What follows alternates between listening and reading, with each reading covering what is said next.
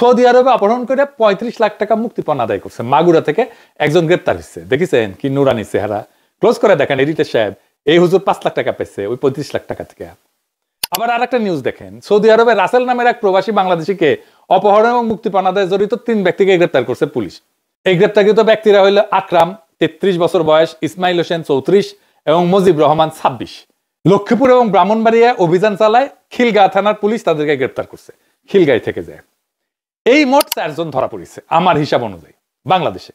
তার মানে এদেরকে চাইলে ধরা যায়, কিন্তু অনেকেই সাক্ষ্য দিতে চায় না, তাদের কাগজপত্র আকামা এই সমস্ত ঝামেলা থাকে, আর এইটারই সুযোগ নেয় দুর্বৃত্তরা।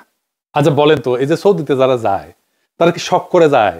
এরা অনেক কষ্ট করে যায়, অনেক জায়গা থেকে টাকা পয়সা ধারটার কইরা মানুষজনকে দিয়ে, আদম ব্যবসায়ীকে দিয়ে যায়। যাওয়ার সময় এদের ভিসা কাজ নিয়ে ধান্দা করবে আদম ব্যবসায়ীরা, টিকিটের দাম নিয়ে সিন্ডিকেট বানায় ধান্দা করবে ব্যবসায়ীরা, সৌদি আরবে চিন্তায় অপহরণ করবে, আবার এয়ারপোর্টে ব্যাকেটে সর্বস্ব নিয়ে নেবেন।